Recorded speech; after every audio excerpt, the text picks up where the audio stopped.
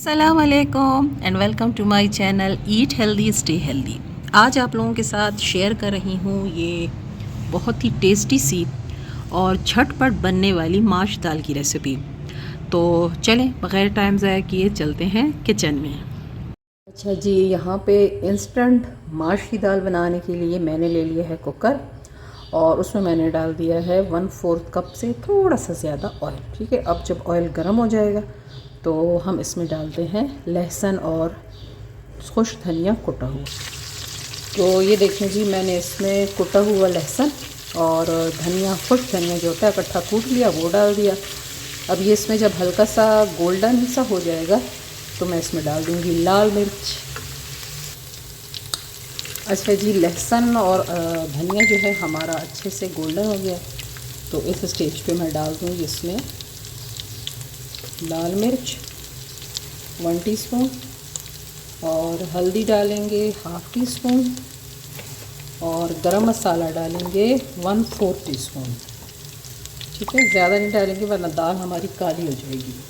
और अब हम इसमें डाल देंगे थोड़ा सा पानी ताकि अच्छे से इसका मसाला भुन जाए।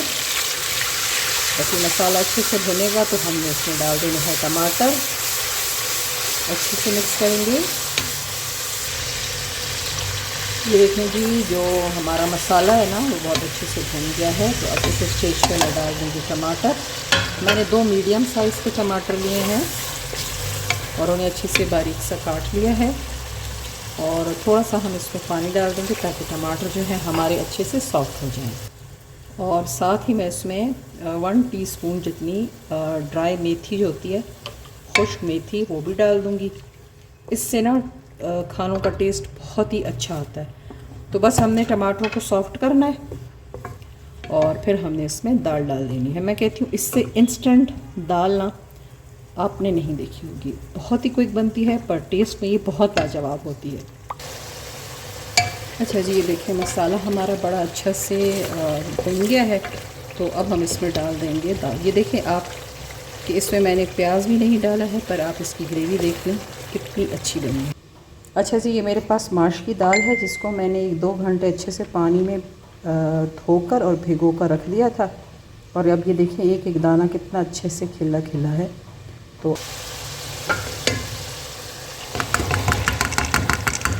इसे डाल के और थोड़ा सा मिक्स कर देंगे ताकि दाल सारे मसाले जो हैं अपने अंदर जज़्ब कर ले।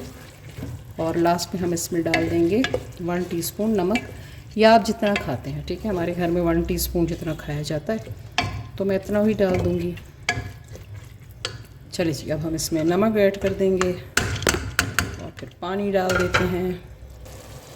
अच्छा जी, मैंने इसमें नमक डाल दिया है, अब मैं इसमें पानी भी डाल दूँगी। तकरीबन 2 कप जितना पानी डाल दिया है। और क्योंकि मैंने दाल काफ़ी टाइम से भिगोई हुई थी इसलिए पानी मैंने, तो यहाँ पे मैं इसमें 2 से 2.5 कप पानी डाल के अच्छे से इसे मिक्स कर दूँगी। और फिर हम इसे ढक्कन लगाकर तकरीबन हमने इसको 25 से 30 मिनट पकाना है। ठीक है, इतना हम इसको टाइम दे देंगे और इंशाल्लाह ये उसमें पककर रेडी हो जाएगी।